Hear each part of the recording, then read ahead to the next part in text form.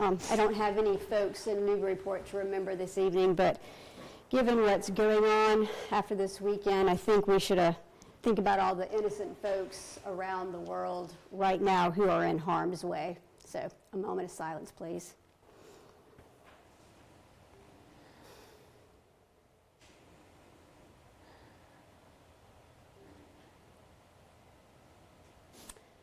Thank you. Please join me in the Pledge of Allegiance. I pledge allegiance to the flag of the United States of America and to the republic for which it stands, one nation, under God, indivisible, with liberty and justice for all.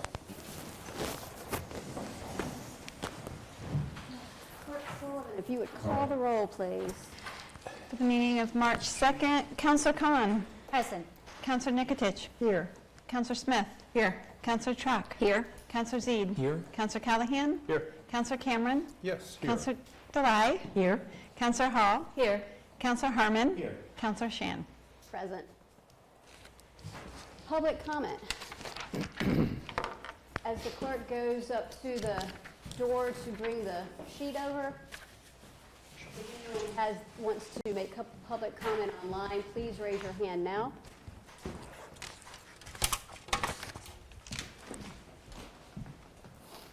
All right, seeing no hands online, we'll take public comment in person only. First one on our list is Madeline Nash.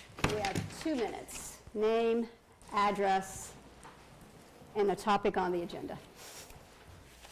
Good evening. My name is Madeline Nash. I live at 19 Arlington Street. I'm here for the proposed amendment to Courts and Lanes. I want to express my support for the proposed ordinance sponsored by Councillors Track and Shand. As residents of Arlington Street, my husband and I, and many of our neighbors, are currently dealing with a subdivision proposal located at 18 Highland Avenue, which will have a significant direct impact on our homes and the proposed development, with the proposed development of 4 extremely large houses built right up against our property line. This amendment would allow for smaller front yard setbacks, which would be consistent with the existing neighborhood, and result in larger backyards. This would reduce encroachment on abutting houses and create more usable backyards for the future homeowners. More of the existing mature trees would be protected, serving to reduce harmful environmental impacts. This is just one example in real time of a project that has the potential to benefit from the ordinance amendment. However, it seems certain that other future projects would result in better site plans too. Because Arlington Street residents are dealing with this proposed development now, we hope that the City Council will expedite its approval process tonight so that it can benefit the Planning Board public hearing this Wednesday night. Thank you. Thank you. Thank you, Madeline. Ms. Nash. Next is Glenn Casey.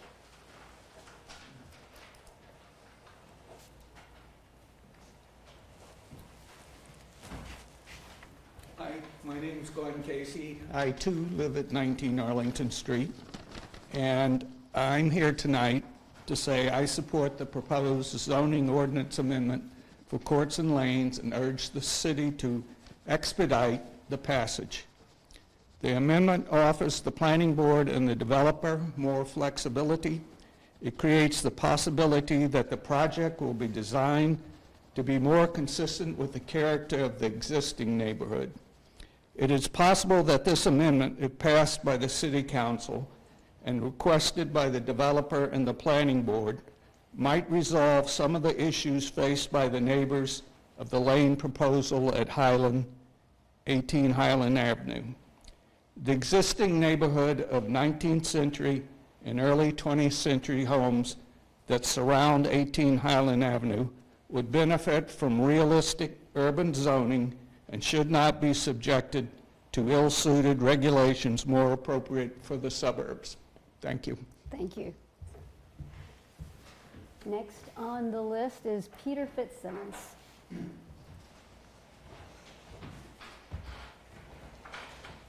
Yes, my name is Peter Fitzsimmons. I also live on Arlington Street, 7 Arlington Street, and I'm just dropping by here to support the ordinance offered by Shand and Track that would give more flexibility to the planning board in the dimensioning of developments on courts and lanes, which we have one coming in and kind of in back of our property.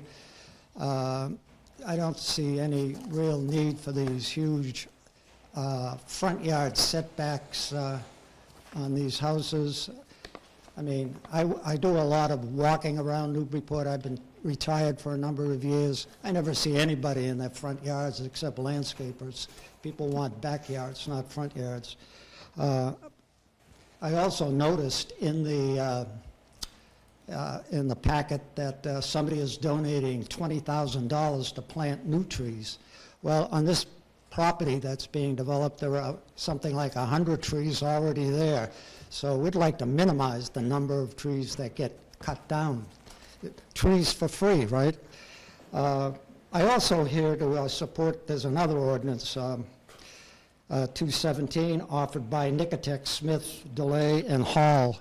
And it looks like it might help, at least it's one step towards affordable housing. So, I mean, we've watched one home after another in Newburyport that was affordable being either ripped down or totally gutted in order to put in a mega mansion, you know? And somebody keeps telling me we need affordable housing. So anyway, that's mine. Thank you, Mr. Fitzsimmons. Next on the list is Rita.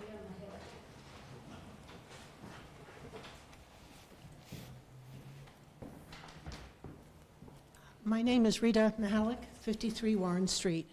Good evening, City Council President Shan and other members of the City Council. I'm speaking tonight to give my support to amending Rule 10C of the Newburyport City Council rules.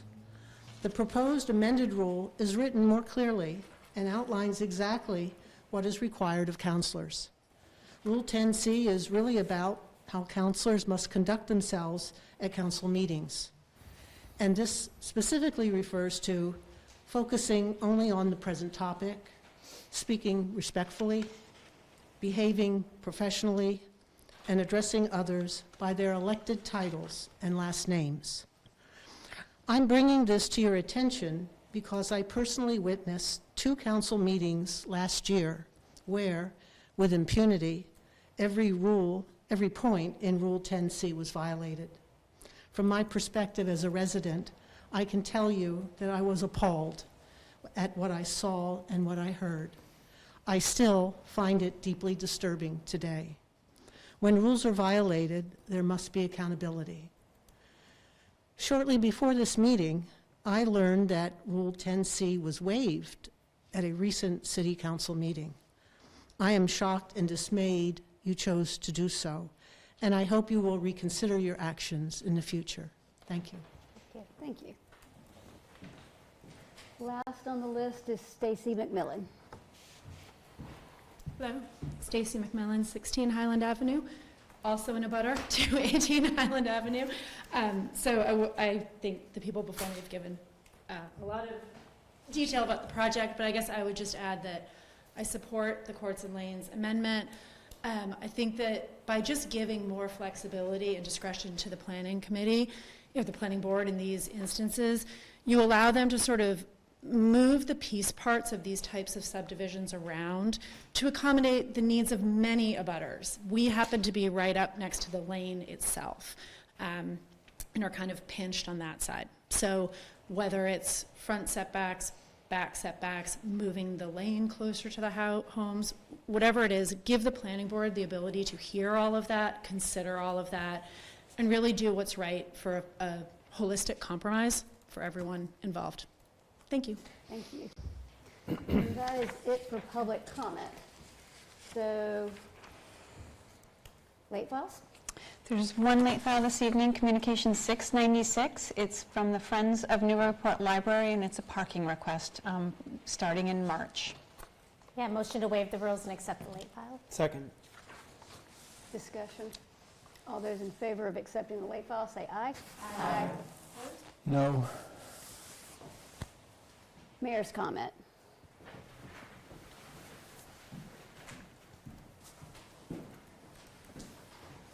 Good evening, everyone. Happy Women's History Month.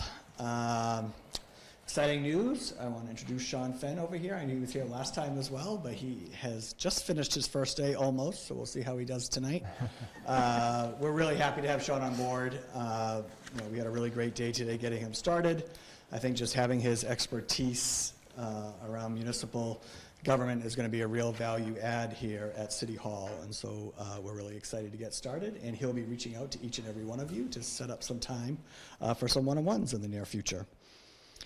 Just like last time, snow removal, the Department of Public Services has been, we've been devoting a lot of time to this. We just finished our 3-night snow emergency and parking ban last week, where we got the bulk of our work done. We did over 55 streets, all public buildings in Plum Island. We actually have 7 streets we're doing tonight, so we just individually notified those neighbors with signs and other methods that we were going to be doing their streets tonight, primarily in wards 1, 2, 3. So I do ask if there are areas in your wards or you're hearing from residents that have not popped up on these lists. Like I said, we're trying to do as much as we can with the equipment we have and the time that we have. But if there are things that are falling through the cracks, please reach out to either my office or DPS. Luckily, after tomorrow, we'll have 8 straight days of above freezing weather, so a lot of this is going to melt pretty quickly. But again, I can't say enough about Director Turner and her crew, just how hard they've worked these last few weeks, and I really just appreciate the communication that's been coming out of that department as well. It's nice when all the team is working together, we're all on the same page, and we're able to communicate that message clearly to residents. And lastly, I just a huge thank you to the Healy Driscoll administration. I got to sit in on a few emergency Massachusetts MEMA calls, emergency management of Massachusetts calls, and we put in a lot of requests, not thinking we'd really get anything because of all the snow and conditions down in southeast Massachusetts. And sure enough, we had multiple dump trucks show up at our doorstep the next day, a big industrial street snow blower, and that allowed us to really take our street clearing to the next level. And the response that we've received from the public the last, I would say, week and a half has just been amazing. Never have I remembered, and again, we've had some mild winters, but going back to even to 2022, the positive feedback that we've received the last couple of weeks has been pretty great. Water infrastructure projects, just a quick update. That appropriations bill is still working its way through the Senate. Again, that would provide over $1 million that we'd put towards design of our new water treatment facility. We're still in conversations around the alum treatment that's going to need to take place this spring, and working with other projects like the Plummer Springs Bridge project that is going on this time, and how does that look as we move forward, and also continuing to move forward the Lower Artichoke Dam project, and then getting ready for that pilot study for the water treatment facility. Recreation and youth services, I did a little something different with the packet, with my message tonight. I don't know if you saw it, but I did put a couple documents in the back. I'm going to try to do more of that. The first thing I put in there is the update that we put weekly up on our website. If you go to the project page for the Recreation and Youth Services Center, I put that PDF in there, but Director Turner updates that every week, and so just where we are with that project, we're still on time, on budget.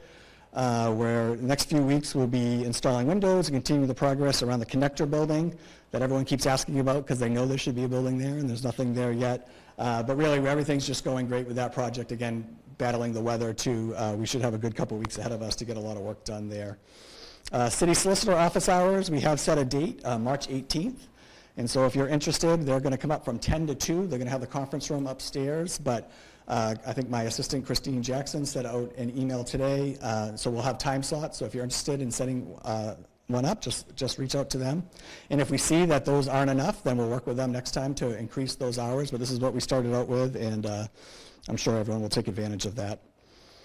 Whittier Regional Tech Amendment Committee and the advisory group. So as far as that, we were really lucky. We got 2 applicants that just turned in their resumes to serve on the Whittier Tech School Board. So they'll be coming to our March 11th meeting for interviews, which is really great. So now we have 3 candidates for 2 seats. And I meet with my regional agreement group this Wednesday, so I'll have another update for you at the end of the month. And also on that, I am going to, in the next couple of weeks, kind of formalize a little mayoral advisory group where we can talk all things Whittier, and also career and technical education going forward. And so I'm looking forward to getting that group together. And then that group sharing out to this group. So again, it's just a way to get more ears and more voices around the table as we talk through some of these issues. Assessor Brennan wanted me to just quickly update you that seniors have until April 1st to file an application for a statutory exemption. And if you know what that is, then you should go to the website and check that out and reach out to them if you have any questions. This past Friday, I went to the North Shore Superintendent's Roundtable Legislative Luncheon, which happened to be at Whittier. That was a great opportunity to hear from superintendents, and Superintendent Gallagher and School Business Manager Manning both presented at this meeting, but it was all designed toward getting the ear of legislators in the region as they start FY27 budget conversations. And it was really great. I put another document in there. I won't touch on it here, but it was great. Some of the topics that they brought up. Especially around, at the end, we talked a lot about unrestricted general government aid, or UGA, which has been a big topic, especially if you follow anything going in and out of MMA the last few months. And just lastly, I'll finish, is the Community Public and Service Awards are going to be March 24th at 6 p.m. The nominations have closed. We got really a lot of outstanding nominations and some really inspiring stories. So that's going to be a really fun night here in the city later on this month. It's also going to be the second year we're going to present the Reverend Helen Murguita Award. This past Saturday was the second anniversary of her passing, and I'd just like to end my time here tonight if we could stand up and just do another moment of silence for her.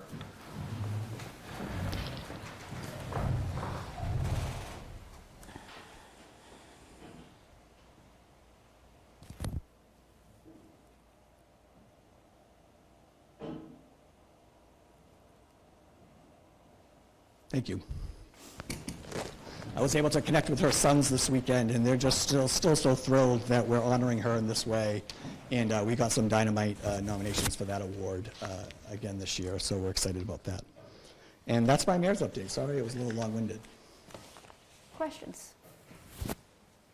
Councilor Delay. I've heard some reports that there have potentially been some unexpected things that have been discovered at the rec center that might have resulted in some, I guess for lack of a better term, value engineering of the scope to be able to address those things. Can you maybe speak to that, or is I've heard nothing of that. Yeah. Okay. So I don't think that's the case. Accurate. But I would say maybe the next time Director Turner maybe is in Public Works or Safety, maybe that can be brought up and you can get it a little bit further. But that hasn't come across my desk. Councilor Khan? Yeah, thank you. First of all, fantastic by the interim DPS director. I've been hearing nothing but compliments, so very well done job. My question, going to the water infrastructure projects update, is there a way that we can also kind of keep in the updates that you do anything regarding the intermunicipal agreements as well, like where that's going, or sure, maybe an update on just maybe the planning around when to maybe sit down together with the communities on that would be helpful too. Sure. And then the other question was the Whittier group that's forming with it says multiple councillors. Do you know how many city councillors you're looking to for that group? Yeah, we're looking at 3 school committee members and 3 city councillors. Great. And then you'll probably, by our next meeting, will we get to hear like... Yeah, so we have a meeting, like I said, this week, and so probably in the next couple of weeks I'd like to maybe have that first meeting of that group. So it'll be before your next meeting, so I'll reach out to the council in general and let them know where I landed with that. Okay, great. All right, thank you. Yep. Any other questions? Council Z, you good? Okay, thanks everyone. Have a good meeting. Thank you, Mayor. All right, moving right along. The consent agenda. The consent agenda this evening consists of the following: the approval of the minutes for February 9th, the special meeting, and the regular meeting, also February 9th. 2 communications. Communication 692, a memo from Finance Director on the FY26 snow and ice deficit notification to go to Budget and Finance. Communication 693, a memo from Councillors Delay and Smith on Rule 10C, gaining the floor, to go to General Government. 3 applications. Application 303, Basin Apparel Company for a sidewalk pop-up tent, to go to License and Permits. Application 304, Block Party on Beck Street between Federal and Ship Streets on the 27th of June from 12 to 6 p.m. to go to License and Permits. And application 305, Ride to End ALZ New England, June 6th from 8 to 11 a.m. to go to license and permits. There are no transfers. There's one appointment. It's the temporary appointment, appointment 645 of Kim Turner, interim DPS director, for an additional 30 days until 4/8/23 to be received and filed. One order to be continued until March 23rd, Order 811, a gift acceptance for the City Improvement Society with a Scrivener's error. It's actually $10,000, not $6,400. My apologies. The following items are coming out of Budget and Finance. Order 802, Transfer 249, Order 805, Order 796, Order 803, and appointment out of Community Service, Appointment 643. From License and Permits, 3 applications, 299, 300, and 301. Out of Planning and Development, Ordinance 212, Order 797, Ordinance 213, Order 801, Communication 685, Communication 686, and Communication 688. Public Works and Safety, Order 791 and 794. And that is the consent agenda. Motion to approve the consent agenda and collectively receive and file the mayor's comment. Second. All those in favor, say aye. Aye. Opposed? Councillor Smith.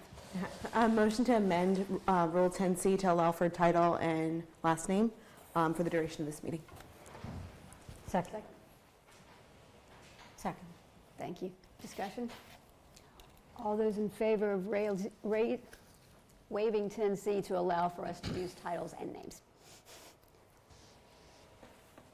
All those in favor say aye. Aye. Opposed? Present. All right, regular agenda.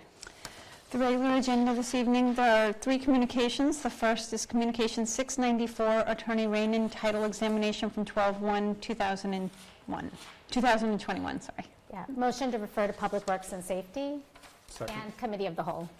Second. Discussion? Yeah, I just wanted to introduce that. Yeah, so thank you. So as folks know, we have in our committee the discussion around Coffin Street, which was a communication, and we had the discussion at our last meeting, and there's a lot of, this was a pretty important document that was referenced a lot, so I wanted to make sure that it came in and the committee had it as we talked about this issue. Thanks. Thank you. Further discussion? All those in favor of 694 going to PWS and Committee of the Whole, say aye. Aye. Opposed? Communication 695 is the National Grid pole locations update. Yeah, motion to receive and file. Second. Discussion? Yeah, thank you. I mean, I debated, so 695 was, we had requested that National Grid provide kind of their plan when they mentioned that they were going to go around the city to follow this, I guess it's FLIR, which is find, locate, isolate, and restore power. And the 14 locations, we were wondering, where are they? You must know them. So they provided us that in an email. And actually, they've gone through most of this. And if you could look through, I wanted everyone to see that here because abutters were notified for a couple of the projects that ended up being discarded after some conversation with the council. But we don't notify the abutters who thought a pole was going in. So one way we thought we could do this is at least have it be a public document that at least is received in the city council packet. We have talked about ways that can we kind of reverse, like send letters to those abutters, and it seems like it is a lot of burden to do something like that. But this was one way that I could, and have the ward councilors, so folks see the status of a poll and it says it's not being done, whatever, maybe a way to communicate that way. So I just wanted to receive and file, but if anyone does want to discuss in committee, we're starting to get a lot of things in there, so I'm just trying to also see what really needs to be sent in. Thank you. Thank you, Councillor Khan. Further discussion? All right, all those in favor of Communication 695 being received and filed, say aye. Aye. Sorry, I did have a point of order. If it's coming in the committee, do we have to do a motion to waive the rules because it's the first time it's coming in, or it doesn't matter with the communication? The communication can go right into, yeah, you can refer it. Right, Yep. thank you. All right, moving right along. Communication 696 is the late file Friends of Newburyport Library parking request. Yeah, motion to refer to Public Works and Safety. Second. I think that the dates are tight. Yeah, I think we received and filed, right? What's that? The dates will happen before the, No, my meeting's March 9th. I thought the requested dates were February. I thought it was it's March March. 21st. Is it March? Okay. Yeah. But All right, so Councilor Khan? yes, apologies about the late file. One of the reasons was I did want to be able to discuss it in committee. We have passed these before, so the option was let the date kind of lapse from the next time we bring it in, but I really do appreciate everyone letting us bring this in and have it discussed at the committee. So I will try to avoid these types of things and maybe try to figure out a way that we could get a little bit more advance notification, get it in time for the packet. But thank you to everyone for letting it go to committee. So what are the dates of the book sale that they were looking for? I didn't get one. March 21st, 23rd, and 25th. Okay, so we would not be able to have the first 2 days of parking? Do I have? Yeah, so I apologize. So yes, the committee meeting is March 9th. Our council meeting is March 23rd. Part of our reason to bring it in is to have the public discussion, so at least it's kind of in the record that this is happening. And that was one of the reasons why I agreed, thought, let's do a late file and at least talk about it in committee. Okay. But you are right, it won't be approved until after one of the dates has happened. I mean, so I guess the other thing is we do a receive and file and not have to talk about it, but part of the reason I think the conversation is good is because this is the second time they've asked for it, maybe to understand the process and try to get ahead of it. But I defer to my committee. It could be a really quick conversation, too.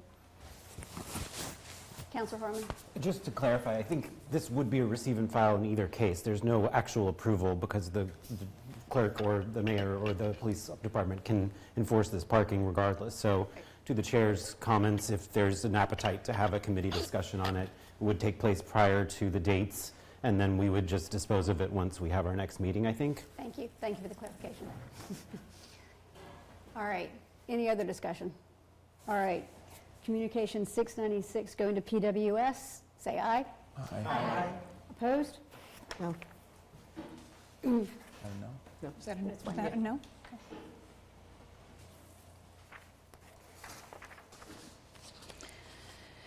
Continuing on. All right, no applications, transfers, or second reading appointments. Orders from February 9th. The first is Order 795, gift acceptance for the police department for $2,500 from Rochester Electronics. Motion to approve and collectively to add 798, which is the Belleville Improvement Society, $1,834. 799, gift acceptance Jan V. Roy, $1,500. Order 800, which is a gift acceptance from Sarah Sansone, no dollar amount, but there are some explanation of the pieces in the order. And then Order 804, Friends of Newburyport Trees, $20,000. Second. Collectively. Discussion? Councilor Hall? Just for clarity, these are the small amounts that were continued from our last meeting. Yes? Oh, thank you. All right. So we're approving these.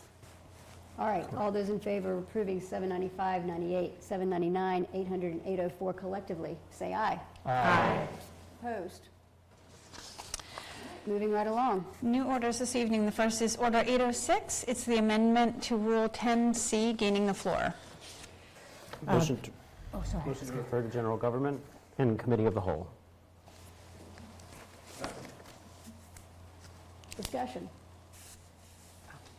Councilor July.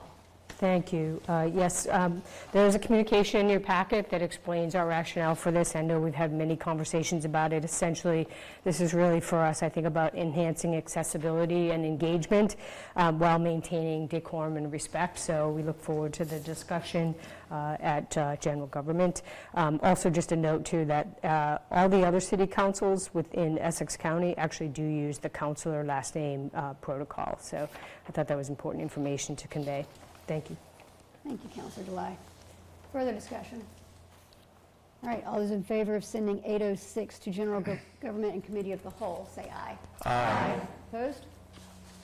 All right. Order 807 is the gift acceptance from Friends of Newburyport Council on Aging for $25,433.05. Motion to refer Order 807 to Budget and Finance, and then tag on there 808, which is the grant acceptance Land and Water Conservation Fund for the MAL, to budget, but also committee of the whole.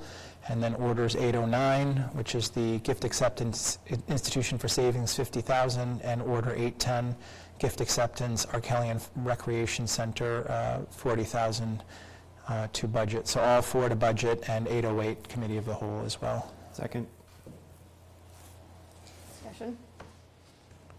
All right, all those, Sorry, point of order. yeah, Councilman Smith? Did we include Order 812 as a companion, since it relates to the... Councilor Harmon? I think for 812, the plan would be to send that to Community Services, who has jurisdiction over the Recreation Youth Services Department, but open to further discussion with the council. Councilor Smith? Given the naming rights, and I assume they'll want clarity around whether or not the naming rights will be part of the acceptance of the gift, I'm curious how we'll reconcile that if they're split into 2 different committees. I mean, we can go in a variety of ways, but yeah, I mean, the original thought was to have it go to Community Services, and we could make that a council of the whole. We could also try to schedule adjoining to Budget and Finance, but yeah, it obviously needs to not go off in 2 different directions, but we can find a way to make it consistent. But yeah, Community Services had originally taken up the order around the naming rights, so that was the thought. Yeah, I mean, as a practical matter, I'm happy to coordinate with the chair so they come out on the same night. It's not too bad. We can do that. Okay, thank you both. All right, so that clarify things? Yes. Okay, so all those in favor of 806, sorry, 807, 808, which would be Committee of the Whole, 809 and 810, I'll go to Budget and Finance. Say aye. Aye. Opposed? All right. Order 812, the list of nameable spaces. Motion to refer to Community Services Committee of the Whole. Second. Discussion? All those in favor of sending to Community Services and Committee of the Whole, 812, say aye. Aye. Opposed? All right.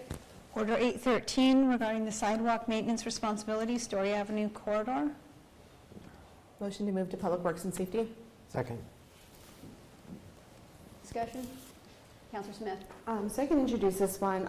As a ward councilor, abutting a state right-of-way, there's a lot of mixed conditions on this particular right-of-way where there is commercial, residential, and also abutting against MassDOT property. It's also a situation where our city ordinances do not apply, and that is leading to a lot of confusion across those different ownerships in terms of having continued support.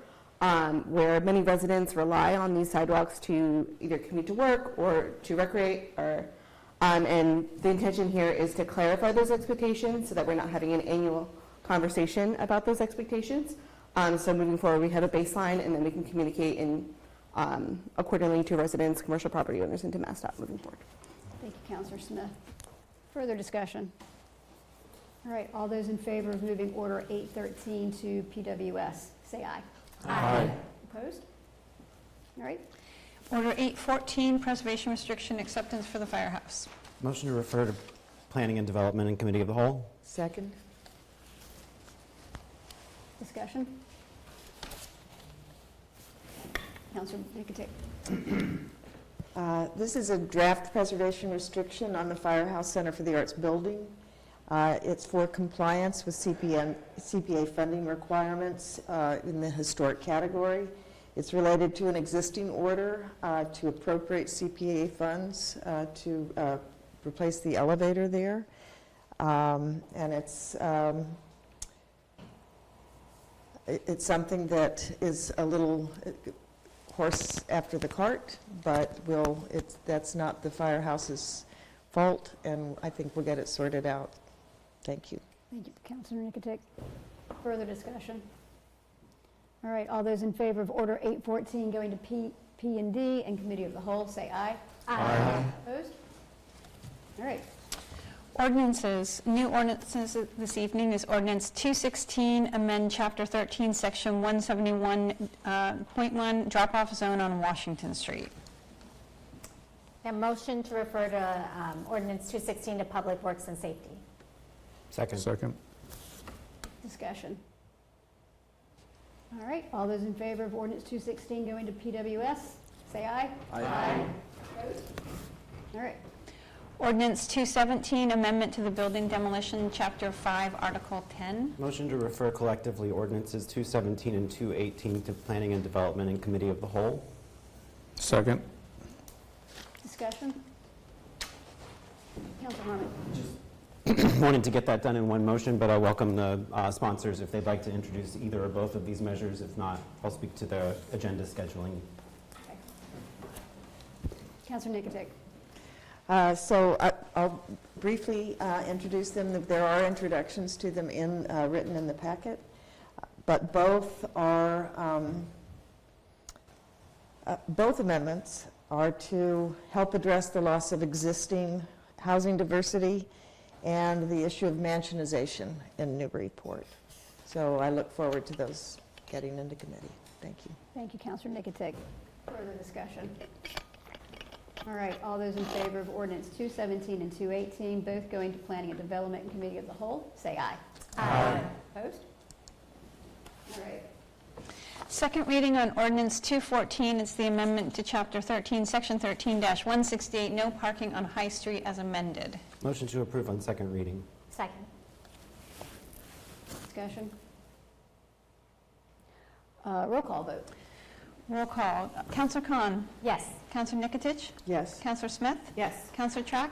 Yes. Councilor Zede? Yes. Councilor Callahan? Yes. Councilor Cameron? Yes. Councilor Delai? Yes. Councilor Hall? Yes. Councilor Herman? Yes. Councilor Shan? Yes. Committee items. Councilor Zede. Motion to approve Order 802, Community Preservation, $200,000 towards the firehouse elevator project. Thank you. So the the committee met on February 12th, and we had a number of folks join us from the firehouse itself, as well as some city staff to assist with some questions. So to give some background to start, this is an so-called out-of-cycle CPA request. We talked a little bit about that cycle in committee, but just to refresh everybody, our current operating procedure is in December. We kick off a round for CPA every year, meaning applicants are welcome to apply for their project under one of the 4 categories that qualify for CPA funding. Then typically in this, sort of towards this time of year-ish, they start to look at all of those projects together and deliver to the council a set of recommendations against those projects. That said, the Community Preservation Committee is welcome to, at any time, consider an application out of band or off cycle, whatever term you prefer. And both this one as well as the one we did a couple weeks ago for the boardwalk were both considered out of cycle. So there is still a whole raft of applications from this cycle that are pending and that the committee is looking at. The committee obviously plays a vital role because their recommendation is requisite in order for the council to proceed with approving the funding. In terms of this project specifically, of course, we're referring to the firehouse. This is a city-owned building, but it is leased to the nonprofit that operates it today. We're in year 35 of a 50-year lease, so that's kind of the where we are today. At the committee's request, the planning director circulated the lease so that you could review it if you were so intrigued, so it's in your inbox. Of course, it's a public document if anybody wishes to take a look at it. So in terms of this specific project, the elevator is well beyond its useful life. It's about 30 years old, whereas 15 to 20 years is the typical lifespan. The current project is to basically replace it in place.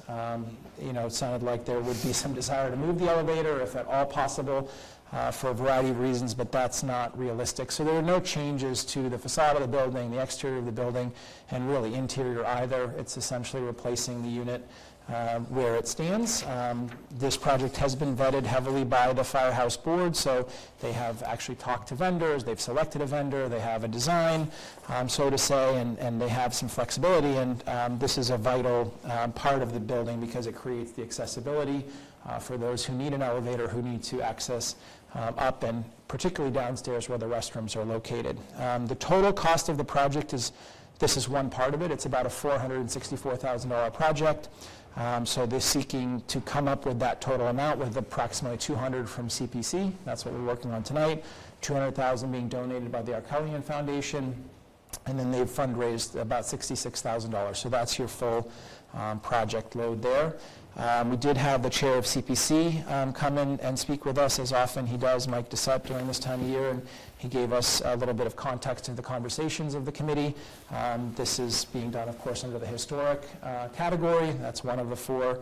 And then we went from there into some more practical conversation. You know, they do have some dates, as I mentioned, to get started. It's about a 13-week project. They're going to obviously do their best to communicate that to folks, minimize the disruption as much as they can, but they are sort of ready to go. They have been funding and would continue to fund regular maintenance on this elevator. It's just that the current one is beyond end of life. We also talked, and the owner of Sea Level, the restaurant, joined us as well to explain some of how they've been working together in order to basically work on the finances of those splits. So really the committee was, I think, very much in favor of the project itself for obvious reasons. There was the tail of the historic restriction, the preservation restriction.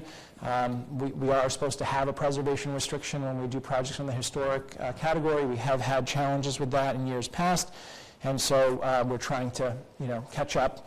And I think a good faith effort has been demonstrated with the submission of it tonight. It won't be in the perfect order, but it's something that I think was helpful to help move that along, and there will be hopefully be a PR in place sooner than later.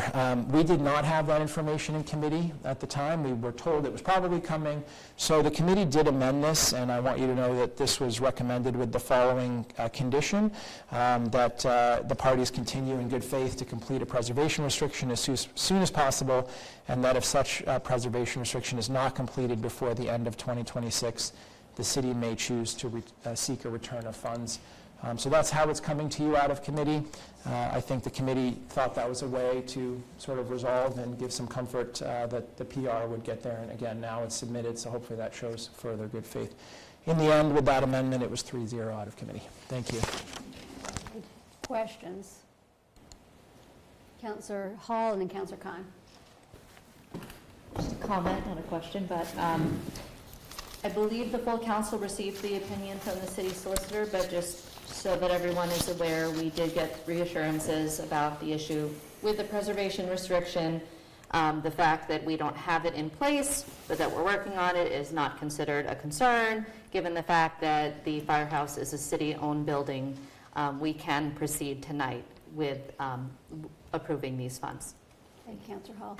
Councillor Khan. Yeah, thank you, Council President. A question for the Chair of Budget and Finance, if you don't mind. Actually, Councillor Zede. Okay. I have to get used to that. Okay. I'm curious because if I remember the application, I don't know if the CPC Chair talked about that, but there was always a request for a preservation restriction for this. So I'm just wondering, was there any conversation on that aspect of the application which includes that? So just trying to understand, make sure we don't fall into this situation, because I remember from several cycles ago that was a consistent issue, which I thought we resolved. So just wondering if you had any insight on ways we can make it better too. Well, the chair is here, so he might choose to speak, but I don't think there was any one point source issue with why the PR didn't get completed here. It sounds like it had been worked on, and then it just sort of, the inertia took over, it slowed down a little bit. We did actually, by email later on, ask the planning office what other projects might be outstanding or have been funded where there weren't PRs. And the list was basically 1 or 2 projects, so it wasn't as expansive, meaning, in other words, I think we've closed most of the gaps. I know that the public library is still a question mark there, but it's a city-owned building. So I do think we've narrowed it. It's still not perfect. The alternative here would be that certainly we could start turning away applications that don't have the PR in place. That's a policy question and a question mark, because it can take some time to develop and get a PR through all the multiple processes it has to. So I think we're doing better, and it's still a bit of a judgment call as it is tonight. But again, the committee came to this conclusion at the end of the day, and the CPC, I think, probably came to a similar conclusion in their process, but they'll concur or differ if they wish. So Councillor Nikotic. I do think that one of the things that the council can do when they're approving funds is to know and pay attention to a rule in the application itself that a PR has to be recorded before the funds are distributed. That would not work in the case of the firehouse because of the immediate need for an elevator. But if that's not done, we do get into these situations, not just with the city, but with private nonprofits. And in terms of the city, that's because it's a city building, we should all feel more secure. I wouldn't guess that this council and administration would ever let something like this happen, but please remember the White House. Good point. All right, further discussion. All right, all those in favor of approving Order 802, say aye. Aye. Opposed? All right, thank you. Next up is a motion to approve transfer 249. This is a transfer from paid parking to highway vehicle equipment in the amount of $24,822. This is a DPS request for a new tractor. It is replacing an existing piece of equipment that has been really exercised heavily this season with all of the snow. It is used primarily for downtown snow removal, which is why the selection was made to request this from paid parking, which is somewhat of a downtown improvement fund amongst other things. It was noted and discussed in committee that this was in the CIP for 2032, but obviously it's not 2032, and it's really just because the unit is really just done. They are going to trade it in for pennies, but there's no value left in it of any real significance. Basically, they're going to strip it for parts and that sort of thing. We will keep out, the timeline to get a new unit is about 6 weeks. We will keep ours until then. I don't know if there's an April Fool's Day storm coming, but, if there is, we'll have it. We did ask, are we really sure it's sort of done for the current one, and can we use it in any way, shape, or form? The answer was no. It's really at end of life. This unit is, we just kept going around the CIP a little bit because the lifespan expected, the 2032, and that we've had this one for roughly 8 or 9 years, sort of none of it computed in the end, but at the end of the day, the machine is needed in order to keep the roads or the sidewalks primarily clear. The interim director did mention, this is another good discussion to continue having about, planning for end of life of vehicles and being a little more realistic with what the actual lifespan is. They did look at other funding sources. At the end of the day, it's probably free cash or this, and downtown parking seemed to align. The committee tended to agree. It was 3-0. Thank you, Councilor Zede. Further discussion, Councilor Smith. Yeah, so I think Councilor Zede referred to this in his update regarding a different method around kind of assessing the health of this particular vehicle, because I think 6 years is quite an order of magnitude off in terms of projection of when it would be end of life. I'm curious if that will be implemented before the next CIP, given there will be another round of vehicles put in there, if we can have a different mechanism there to make sure that we're forecasting the need a little bit more realistically. Can I answer that one? Well, I can't answer the direct question as to what they will do. I can do a couple things, though. One is, at Councilor Delai's request, we're going to try and have a little feedback session about CIP, and maybe that's an opportunity to bring that forward. The other thing I can offer is just a little historical perspective that 6 years is very bad in comparison, but it's much better than where we were 5 years ago when we were like plus or minus 30 years. So I know it's frustrating still that it's not very good, but we are moving down the road towards even just having an inventory of vehicles, which seems very simple, didn't really exist 5 to 8 CIPs ago, and everything was here when the foot went through the floor type thing. So I know this is not best I should say, but it is better, and if we, I think, continue to advocate here, we can probably continue to keep moving down and get the 6 years to be 3 years, and eventually we can get down to the point where it is like a year. And I just would close by saying it's very material. Last year, CIP showed about $500,000 a year to maintain the fleet of DPS alone.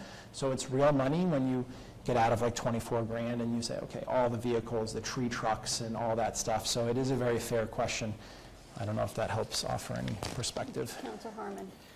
Just because it was my first year, when I was on budget, I do recall that Director Emerald provided a sort of exhausted audit of the vehicle, their condition, and sort of when they anticipated their useful life. I don't know, and I can't speak to whether that's been kept up to date or would need to be recreated, but it's certainly something that I thought was a useful tool 2 years ago.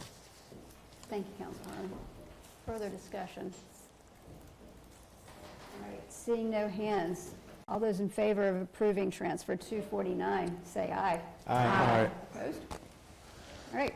Motion to approve Order 805. Okay. This is a grant acceptance, $15,000 municipal energy technical assistance grant. This is a study grant specific to the high school, brought to us by Sustainability. Molly Ettenborough joined us in committee. It's another one of those, here's $15,000 for a small study. What improvements or alterations could you make to the high school to make it more energy efficient? We've had a couple of these, but they'll engage a consultant, and it's with this small amount of money, it won't be an expansive study. And then, of course, there's no funding here to actually do any of the recommendations because we don't even know what they are yet, but it was 3-0 in committee, positive recommendation. Thank you, Councilor Z. Discussion? Seeing no hands, all those in favor of approving Order 805, say aye. Aye. Opposed? Right. Okay, the next two, so let me make a motion to approve Order 796, gift acceptance, $1.492 million and change from the Seaport Economic Council. Second. So I'm going to talk about 796 and 803 together. They're both on the floor because they came out in the consent, but we could vote on them separately as we did in committee just to make sure we record it, was my suggestion. So this is the continuation of the conversation about the boardwalk project. Without belaboring too much, we had a little piece of it a few weeks ago, if you recall, where we did a sort of smaller thing, and now we got into a little bit more conversation. The committee did spend some time on this. So first thing is to introduce the project. Probably doesn't need a tremendous amount of introduction, but the boardwalk, of course, runs across the river and goes by the new waterfront park and beyond. And this project is to improve the condition of it, which unfortunately has had a lot of boards that are raised, a lot of public safety hazards and so forth. The project itself has been looked at from a couple of different angles. What they're proposing here, and then I'll tell you about some alternatives they considered, is they call it a partial reconstruction. So what that means is they will essentially pull up the boards on sort of the final third towards Oldies, and the first third, which is more towards the other end of the boardwalk, near Tuscan Kitchen Restaurant. From those boards, the consultants that have looked at each board feel that there are a certain number of boards that can be reused. And so those boards that are removed would be put aside for a moment, and then in the middle of those two spaces, the very bad boards would be removed and replaced with these boards. And so that would, of course, leave the two ends without anything on them, and so therefore they would be replaced with new material, composite to be specific, not a replacement of the material that's there now, which is a hardwood, but rather a new composite material. And together, that would be the project. So in the end, there'd be a composite section, the hardwood section, which would be a combination of boards that were already there, and the replacements they were able to pull and reuse, and then another composite section at the other end. So that's the project that we're talking about. It's a $1.8 million project. So how do you get to $1.8 million? Well, you have $1.492 million from the Seaport Economics, call it $1.5 million, and then tonight we're going to be doing $285,000 from CPC, and that's under the recreation category, and then we have the $50,000 from a few weeks ago, which was the Waterfront Trust. You're going to have to trust me, that adds up to 1.808, and that's the project that's being proposed. That does include a 20% contingency and a 5% construction administration fee. So that's what we're basically talking about tonight. Most of the discussion, I would say, was not around the need here. There was just general universal understanding of the condition of the boardwalk and the public safety challenges around it. What I would say most of the conversation went into was alternatives. What else did you look at? Why did you choose this alternative? So the alternatives come in a couple flavors. One is redoing the whole thing with composite rather than this kind of pull and replace and so forth. And that was looked at. They estimate that would be more like $2.9 million versus 1.8. So it's like a $900,000 differential. Primarily, of course, in materials, more in disposal and all that kind of stuff. The other area of alternative analysis was why do composite? What if we continue to do hardwood? And that was another thing that was talked about from a cost perspective, but also a life cycle perspective, and also if we felt that hardwood was like a good material to use, environmental impacts of where it might be coming from, and all of those sorts of things. So Councillor Trock, for example, requested a bit of an analysis on like a total cost of ownership, we'll call it. You know, if you buy it now, how long will it last versus the cost and so forth. Some information was provided about that. We also talked again about the replacement theory, if that was a good idea and so forth. So in the end, you know, the committee did recommend this project 3-0, so it was a positive recommendation.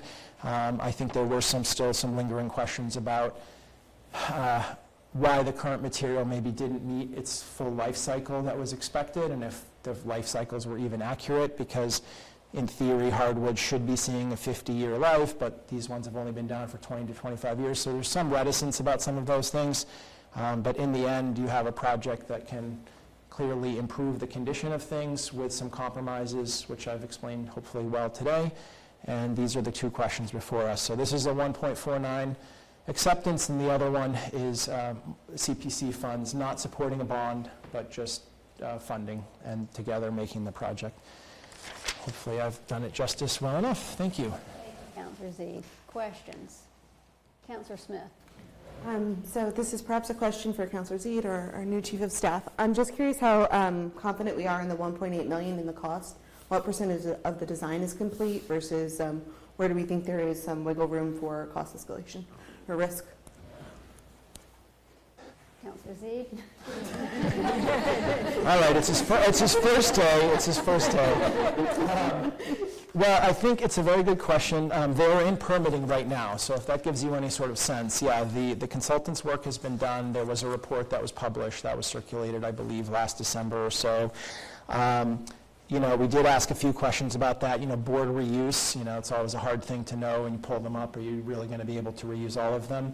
I think if I were to sort of, without speaking for all the committee members, hang on to was the 20% contingency is a little higher than you might see on other projects, certainly higher historically compared to other ones. So there is some room in there for those types of things. But on the flip side, it has not gone to bid yet, which you wouldn't expect typically until the funding is lined up.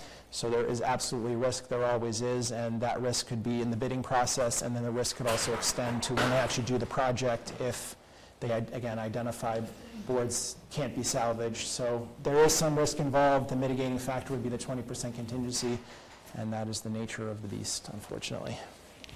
Councillor Smith. And now this is a question for the new Chief of Staff. Will we get an update once the bids are out in terms of what those come back in terms of communication?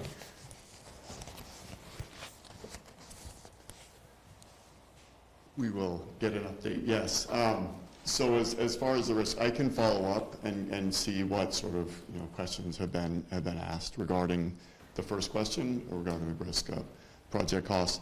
And as the bids come in and so forth, I'll speak with the interim director and see what we can get out. Thank you. Yep. See, Director Port is on. He had his hand up. Director Port, did you want to speak? Thank you. I was just going to say, yes, we're tough to get information of that nature back to you. Okay. We really haven't yet done a project of this scale yet on this council, but the bid openings are public. So if you want to go and watch the envelopes be opened, you can do that as well. But historically, yeah, we can either get it or we can inquire what bids were received at what amount. And then they have procurement rules as to which bid they have to take. It's the lowest qualified bidder, which is, something they assess as they go. So we can absolutely get that once it comes back. Thank you, Councilor Zeid. Further questions? All right, why don't we do this one at a time? So the first one is motion, all those in favor of approving Order 796, which is the gift acceptance of the state grant, Seaport Economic Council, of $1.492 million.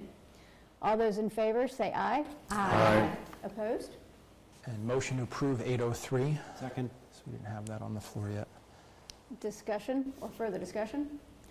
All right, all those in favor of approving 803, the Community Preservation Committee funds of $785,000. All those in favor say aye. Aye.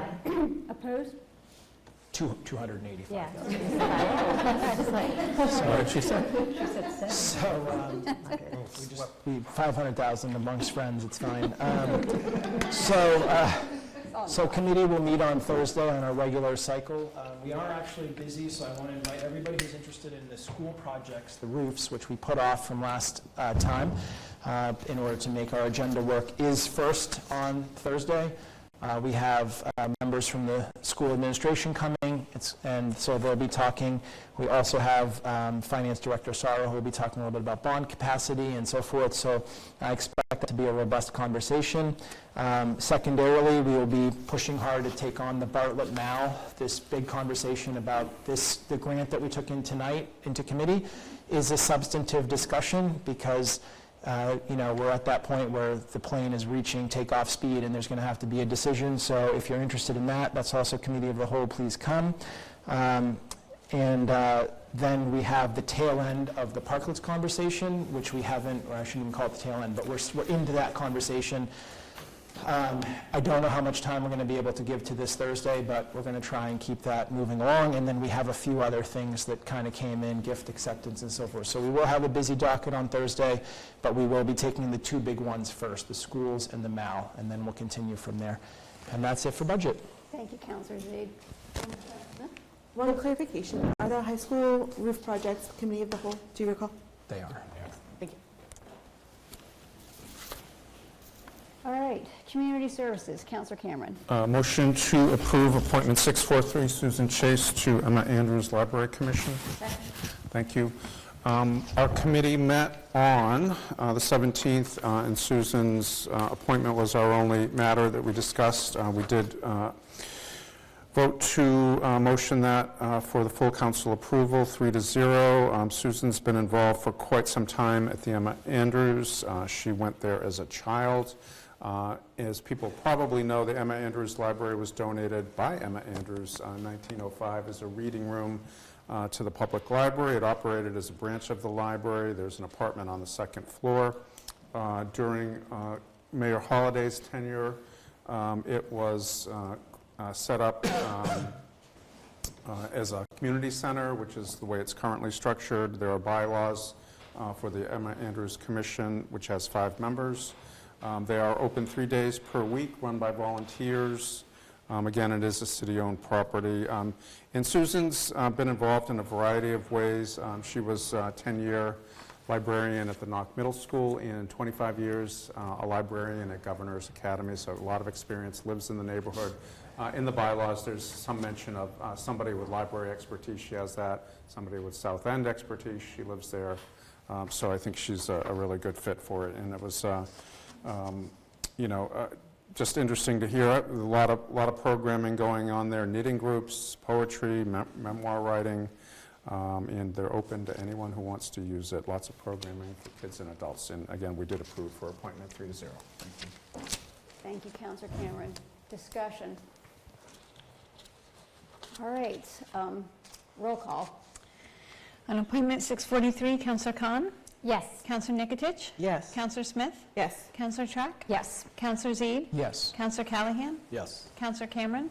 Yes. Councillor Delai? Yes. Councillor Hall? Yes. Councillor Harmon? Yes. Councillor Shan? Yes. 11 yes. Motion passes. And we have our regular meeting scheduled, but I'll coordinate with Chair Zaid, and we'll line that up with the nameable spaces. Thank you, Councillor Cameron. Nothing's coming out of general government tonight, but we will meet this Thursday at 5:30, and we will be taking up the 10C communication and rule change, so that we can take that and get that taken care of before Budget and Finance starts at 6. So that will be this Thursday at 5:30. License and permits. Councillor Delai. Thank you, Council President. A motion to approve application 299. Second. This application is for a fun run for Girls on the Run. It's a Boston Marathon fundraiser. This is a pretty low-impact event on Saturday, April 4th from 10 to 11. 40 to 45 participants expected. They will travel the Rail Trail, High Street, Woodland, Merrimack, the Harbor Walk, and State Street. This is a recurring event. The applicant was not able to connect with us via Zoom, but there have been no material changes, no prior issues. They're insured with proper limits, and the city is named as an additional insured.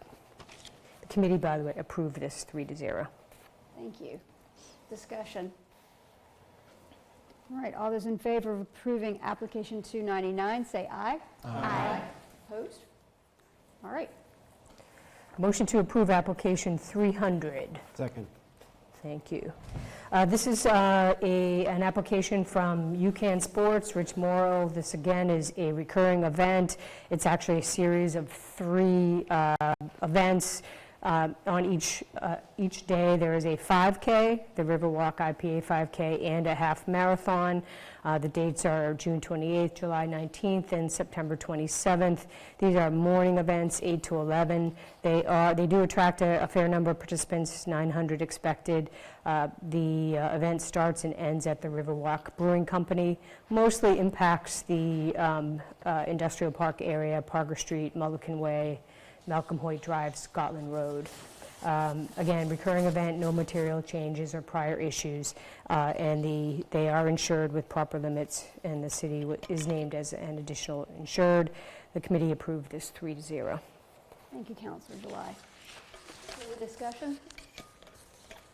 All those in favor of approving application 300, say aye. Aye. Opposed? All right. Motion to approve application 301. Second. Thank you. This is an application for the Tri-State Trek. This is a cycling event, which is a fundraiser for ALS, run by ALS Therapy Development Institute on Saturday, June 27th from 10:45 to 2:15. Approximately 250 participants. They are in Newburyport for a brief amount of time on Story Ave and Turkey Hill Road. Again, recurring event. No material changes or prior issues, and they do have proper insurance, and the committee voted to approve this 3-0.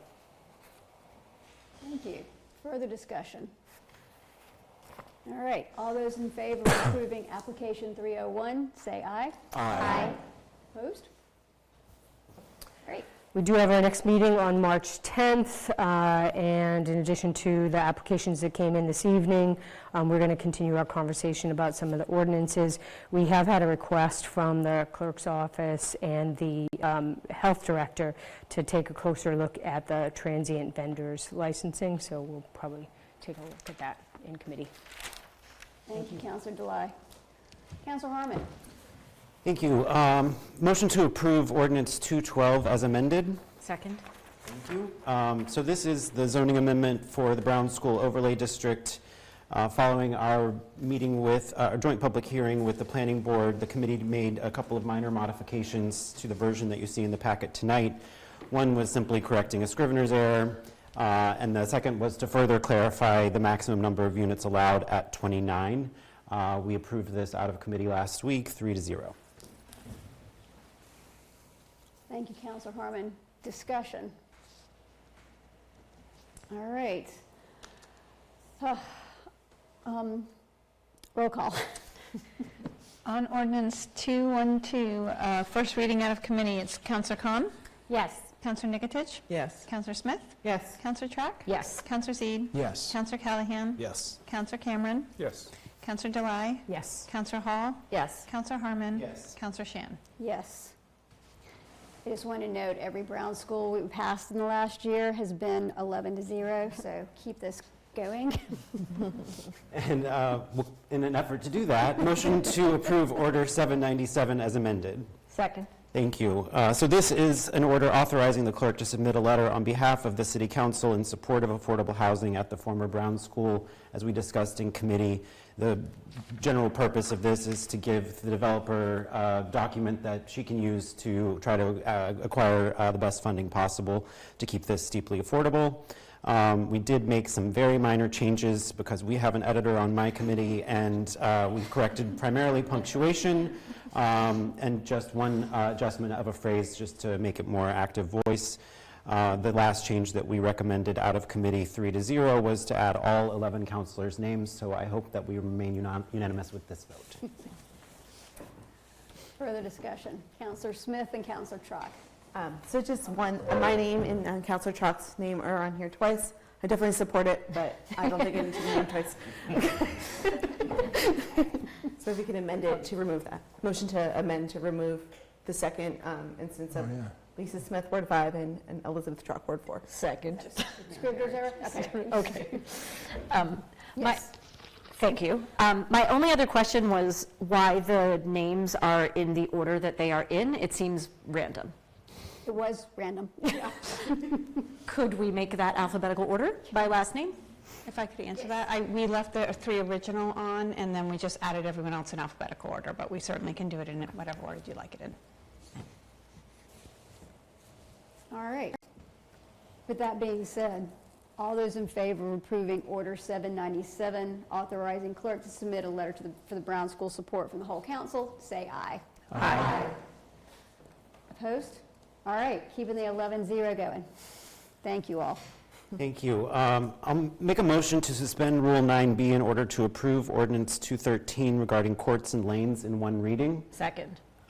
So just to give the justification, and then we can vote on that, and then we'll move to the ordinance itself. As you may recall from public comment, there is a pending application before the planning board who's shown, the applicant has shown a willingness to work with abutters under this revised framework in Ordinance 213. Their next meeting, as was stated earlier, at the planning board is March 4th. So in an effort to show good faith on our part and not further delay the process for the developer, we're seeking an approval tonight. All right, further discussion on that. All right. So just to reference Rule 9B, this is around approval and ordinance shall require 2 readings and 2 roll call votes.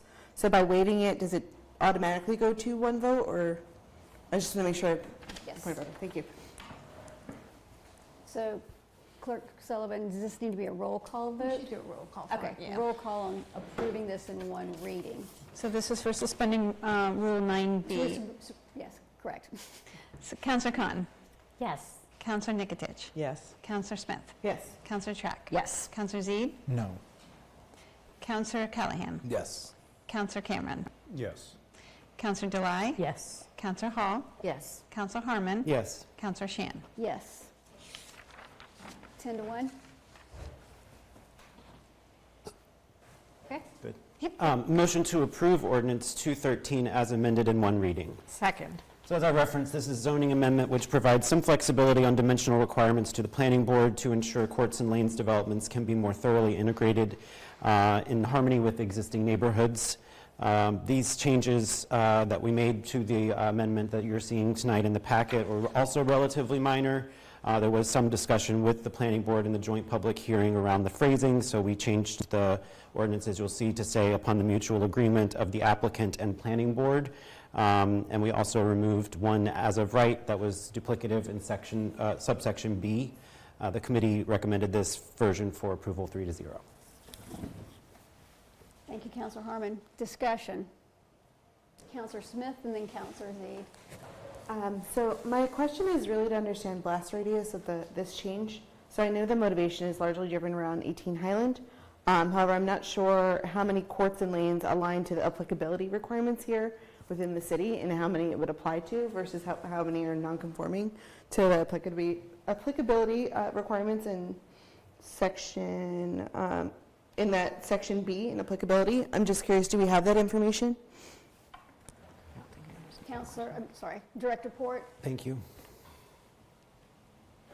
Just in brief, Ward 1 Councillor asked to explain how many were permanent previously in that ward. There were 2.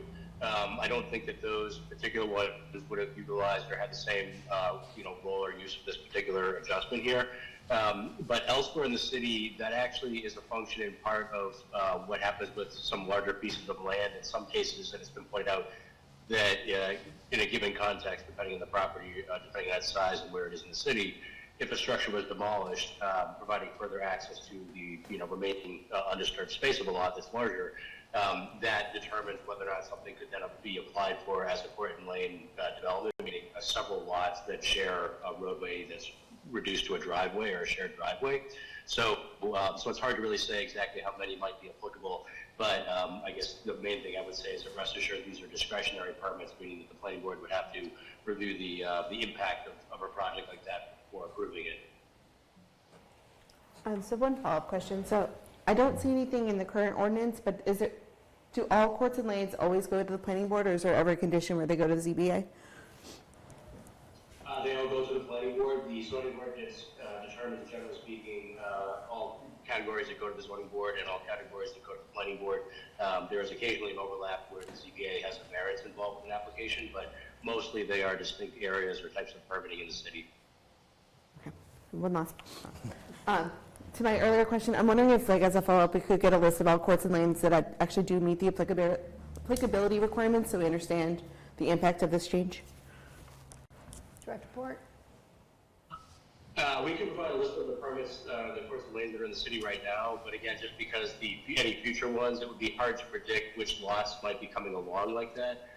We could do perhaps a broad brush estimation looking at our mapping, but again, it's a little bit determined on what people do with their private property, including the potential demolition of a house if it's enabled. So we can provide the information we do have to, though, for sure. We'll forward that along. Okay. Councillor Zede. Thank you. To get to the end of the story first, I just want to say I will support this tonight, but I do need to take a minute to explain some heartburn that I have with it. That does give me pause. So first thing is, to Councillor Smith's question, I had the same question, but I was very centric to my ward, so I asked the planning office that very same question. Because first I was very surprised that courts and lanes had a carve out in the zoning act in the first place. So speaking centric to Ward 1, there's essentially no material courts and lanes that this would really apply to. So that immediately made it a little bit easier for me to, think about it in just other contexts or for other wards and offer some, I think, more deference where it's needed. What's giving me heartburn about it is it's like Ghostbusters, we're kind of crossing the streams here. Planning boards don't usually give dimensional variances. That's not something you would see throughout the code typically. To the prior councilor's question, this could actually be achieved by variance through the zoning board today under the existing code and state law framework, but there's a time attached to that, and obviously that's not driving really well for this individual project, and I understand that. And if I can support a neighborhood or set of residents, my initial thought would be do it, and then really think about whether. So it does give me some pause that we're kind of changing that structure a little bit, and it's not something that I would generally favor. I think these boards have their own expertise, and if you've watched their proceedings, ZBAs deal with zoning, dimensional variances constantly, and planning boards, you just see them in a different light. They have sort of a different charge, site plan review, more of that sort of thing, and I'm not inventing that. That's just the nature of how they both work. So that's giving me some concern. Second one is, again, it's always hard when the council's looking at things through the lens of an individual project because it may provide a better outcome for that project, and it may create a can of worms or some Pandora's box that creates a bad, and none of us could possibly guess all the combinations and permutations this could take. In 50 years there could be a court somewhere that goes completely haywire and somebody says, why did they make this ordinance in 2026? And we have good reason to do it today, but we don't know what all the outcomes are going to be. So I think the risk is relatively low. I hope that's why I can come down on the side of supporting it. And then lastly is, I did vote no against waiving the second reading. The second reading is a rule. We do have the right to waive it. We did. But the second reading serves as a cooling off period, just in case we catch something that, or we find out something. So I'm reticent with big things like this that are like lifetime, measured in lifetimes, or generations, that we try and move a little bit too fast. So I'm happy to support it. Obviously, the neighbors are hopeful it's going to provide them some relief. I hope it does, and I wanted to get my thoughts on the record. Thank you, Councilor. Thank you. Other discussion? All right. Roll call on approving Ordinance 213 for courts and lanes. And this is for the one and only reading, just to be clear. Councillor Khan? Yes. Councillor Nikotich? Yes. Councillor Smith? Yes. Councillor Track? Yes. Councillor Zede? Yes. Councillor Callahan? Yes. Councillor Cameron? Yes. Councillor Delai? Yes. Councillor Hall? Yes. Councillor Harmon? Yes. Councillor Shan? Yes. 11 yes, motion passes. Motion to approve Order 801. Second. Thank you. This is a preservation restriction at 33 Merrill Street. After some discussion on whether the applicant had met the conditions from MHC outlined in the preservation restriction documents, and working with Director Port and the applicant's attorney, the committee did determine that this was complete and recommended for approval 3-0. Thank you, Councilor Herman. Discussion. Councilor Trott. Yes, I just want to point out a tiny error to fix. In the first, that line hereby is spelled incorrectly, and approve and authorize should be each have an S after them. Excuse me. Do we need to amend that? Where is it? You can just do that as a, you can do it on the floor. Yeah, you can just do it on the floor. So I accept those changes. Okay. Do you want to send those to? If you just send them to the office, I'd be awesome. Thank you. Okay. Councilor Nicotic. Are these changes to the PR itself? They are to the order, so. Thank you. Don't touch the PR. Further discussion. Councilor Smith. I guess one clarification, is there any decision dependent on this PR, like there is with the elevator project, or is this an independent thing? Councilor Nicotic. This is the result of a 6C permit, which allows the property owner to build another house on his lot. This is one of the public benefits of allowing him to do that. So he can't get the building permit for the new house until this PR is recorded. So for the property owner, this is time sensitive. Thank you. Thank you, Councilor Nicotic. Further discussion? All right. All those in favor? Roll call for the PR. Yeah. Oh, for the PR? Okay, sorry. Roll call for the order 801. With the 2 Scrivener's errors that you will send to us. Awesome, thank you. Councilor Khan. Yes. Councilor Nicotic. Yes. Councilor Smith. Yes. Councilor Track. Yes. Councilor Zede. Yes. Councilor Callahan. Yes. Councilor Cameron. Yes. Councilor Delay. Yes. Councilor Hall. Yes. Councilor Harmon. Yes. Councilor Shan. Yes. 11 yes, motion passes. Motion to collectively receive and file communications 685, 686, and 688. Second. Thank you. These are 2 memos from Director Port and 1 comment letter from Jared Eigerman related to ADU zoning changes, which we approved at our last meeting. So we're just cleaning off the docket. The committee recommended to receive and file 3-0. Thank you, Councilor Harmon. Discussion? All right. All those in favor of receiving and filing 685, 686, and communication 688, say aye. Aye. Opposed? Thank you, Councilor Harmon. Just to wrap it up for planning and development, a reminder that we're meeting in a little bit of a weird schedule, so we have a meeting next week on Tuesday at 6:30. We'll follow license and permits here in council chambers.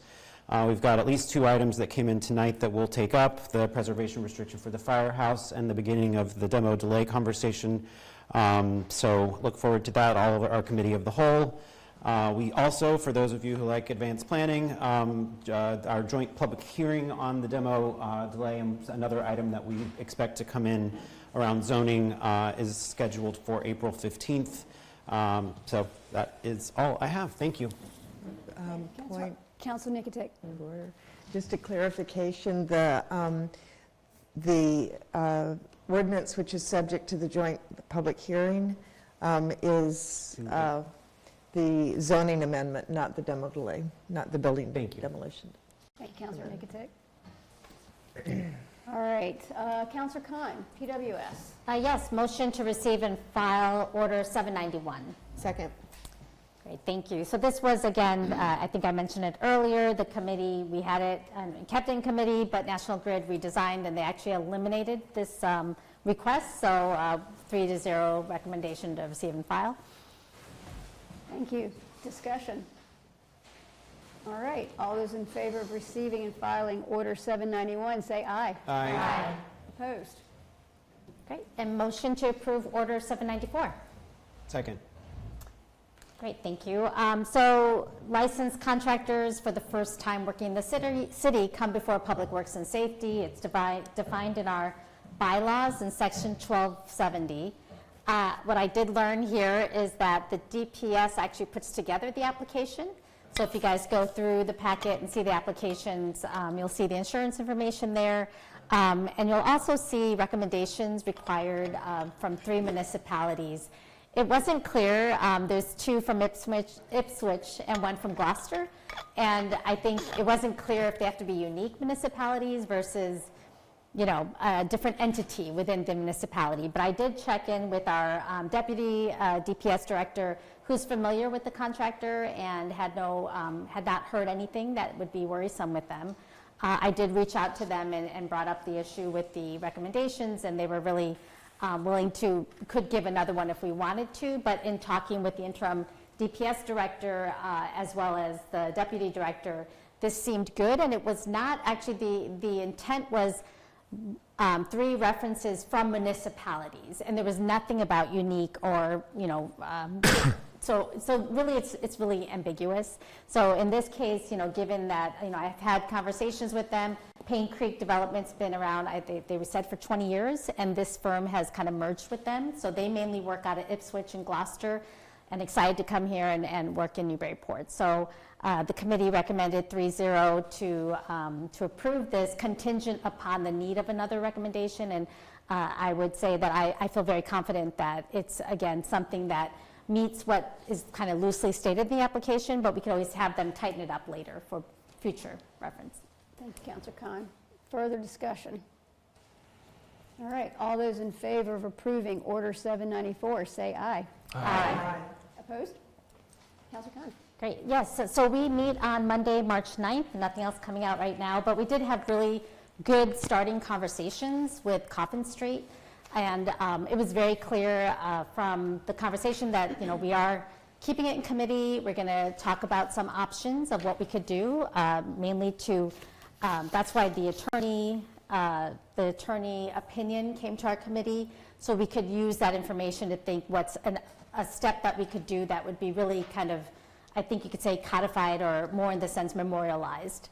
The other items that I want to say are in committee, and I'm going to actually see if I could do a waive the rules and actually take out Communication 684, which is the final report of the ad hoc on the water prioritization, as well as Communication 691, memo from the mayor on water infrastructure projects. My intention is to send them back in as committee of the whole. We had 7 people in our committee and we couldn't get everyone speaking.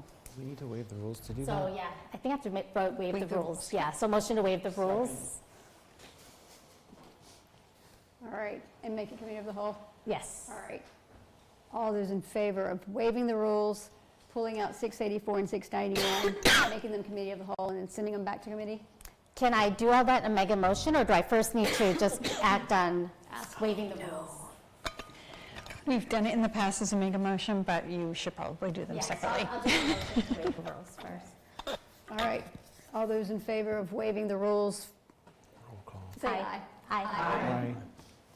So motion to refer Communication 687 and 691 to PW and as for committee of the whole. 684. 684. Oh, sorry, what did I say? Oh, yeah, 684, thank you. Second? All right, discussion? Actually, I'll quickly discuss. I do want to say that we did talk about, and actually Councilor Zeid sent also an email in support of another ad hoc, and so I do want to say our conversations really kind of honed in on something that would be a very limited, time box is a word I learned, and I like it, but something with specific deliverables and a specific time frame so that it's not going to be also kind of another thing I heard was cut and paste from the last effort. So I think that's still under works, and we're hoping to maybe move forward with something like that. Yep, that is the intention of our next meeting. Yeah. All right, so the motion here is to make those 2 items committee of the whole. All those in favor say aye. Aye. Opposed? All right, anything else, Counselor? No, that's it. Good of the order. Counselor Zeid. Just 2 things. One is I wanted to alert you all that on March 19th, Thursday, we will have a meeting. The Committee on Budget and Finance will have a joint meeting with the Finance Subcommittee of the School Committee. So we can say committee 52 times in one sentence. But this meeting's happened the last several years. Now Councillor Callahan and I used to coordinate it in the past, but FinCom basically and Budget and Finance meet to discuss the school budget, just a preliminary conversation.